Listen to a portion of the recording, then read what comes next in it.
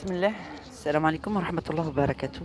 J'ai profité de ce petit temps de repos pour vous parler de les suivis. Les personnes qui se sont engagées dans une ruqya. Attendez. Bismillah ar-Rahman ar-Rahim. Je suis au café. Donc, ici, je voulais souligner l'importance pour les gens qui ont pris un suivi ruqya, que ce soit avec moi ou pas avec moi.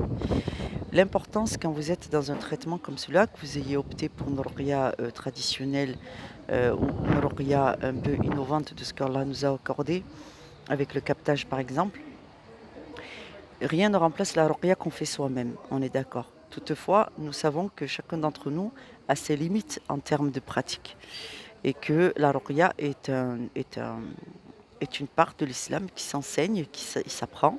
Donc quand vous faites votre circuit d'auto-guérison, euh, vous apprenez auprès de votre rari aussi la méthode, le bon comportement, la bonne posture durant la ruqya. Toutes ces choses dont vous avez vraiment besoin, vous apprenez de lui les versets, le bon comportement, à trouver les erreurs dans votre façon de vivre que vous pouvez corriger. Mais vous devez aussi accepter, barakallahu fik, vous devez aussi accepter que ça ne suffise pas.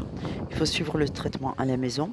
Il faut traquer ce mauvais comportement en termes de tawhid, de tawakkil, c'est-à-dire éviter toute forme de shirk et être très très très vigilant sur ses intentions. Les intentions peuvent porter du shirk alors que dans la pratique vous n'avez pas du shirk. Euh, je vous donne un exemple. Tu fais la ruqya, tu as beaucoup d'espoir sur la ruqya. La ruqya, c'est un moyen qu'Allah vous a donné. Votre espoir, il doit être en Allah et non pas sur la ruqya. Par exemple, vous voyez, quand vous donnez trop d'importance aux choses de ce monde, au lieu de donner l'importance à celui qui les a créées, il y a un manque de tawakkil et un ancrage trop fort aux choses de ce monde. Donc il y a un équilibre. L'équilibre, c'est que Allah a une place plus grande dans toutes vos intentions et dans toutes vos actions. Et ensuite, en deuxième place, il y a la méthode et l'outil qu'Allah vous a donné. Donc tout ce qui va être utile pour vous dans votre piété, ça s'appelle le ma'oun. C'est comme ça que moi je l'appelle. Notamment, je tirais ça de la sourate. Yamna'un al-ma'oun. Le ma'oun, c'est le moyen. Non seulement c'est l'ustensile, mais c'est aussi les moyens intellectuels, la connaissance, les moyens matériels qu'Allah vous a donnés, tout ce qui fait partie de ce monde qui vous permet d'accéder à la piété, au bon comportement, à la guérison. C'est le ma'oun, dans ce sens. Donc, vous devez ne pas négliger la hijama. La hijama, qui vise à être interdite dans les pays occidentaux, est un moyen considérable pour enlever la sorcellerie du corps.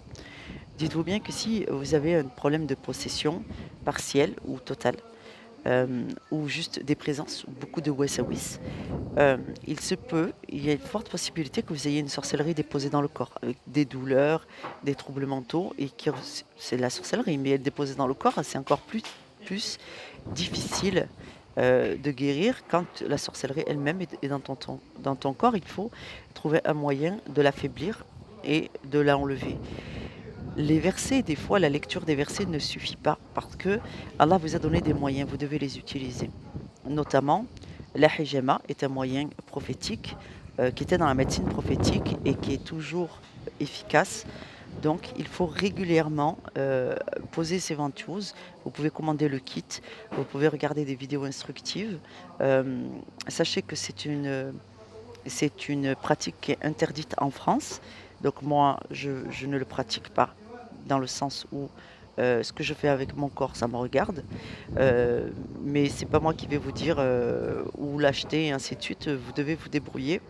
Il y a des moyens. Je tiens juste à vous rappeler que je ne vous invite pas à aller à l'encontre des lois de ce pays. Faites attention à vous.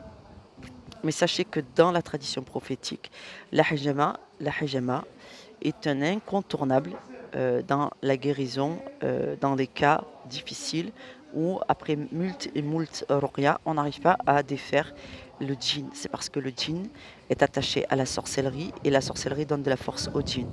Si vous faites trop tarder entre deux ruqya ou deux euh, si vous traînez dans votre ruqya ou si vous mettez trop d'espace entre deux hijama, le djinn est renforcé par des djinns qui viennent le nourrir, le soutenir, rajouter du sihr pendant la période où vous êtes inactif en termes de ruqya. Donc vous devez vraiment faire les ablutions, les protections, essayer de faire les prières à l'heure dans la mesure du possible. Si vous êtes trop affligé, eh ben, vous faites la prière des malades. Si les ablutions, ça devient difficile, eh bien vous faites d'abord les ablutions sèches et vous tenez vos salades jusqu'à ce que vous regagniez des forces et qu'ensuite vous faites vos ablutions à l'eau.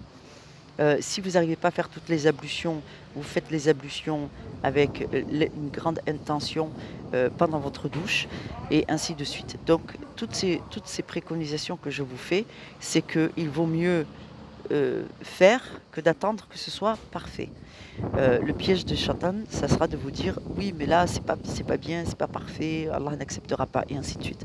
Allah accepte les prières de ceux qui sont dans l'épreuve. Allah donne des facilités à ceux qui ont l'intention de tenir leur religion, quoi qu'il en coûte, quelles que soient les difficultés qu'ils éprouvent.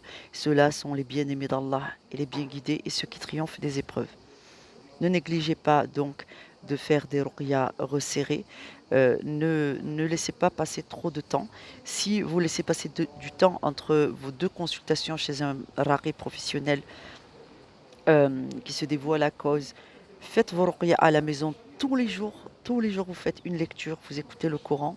Si vous avez les moyens d'utiliser hijama par vous-même, faites-le, quitte à ce que vous ne posez que deux ventouses. C'est déjà ça. Alhamdulillah.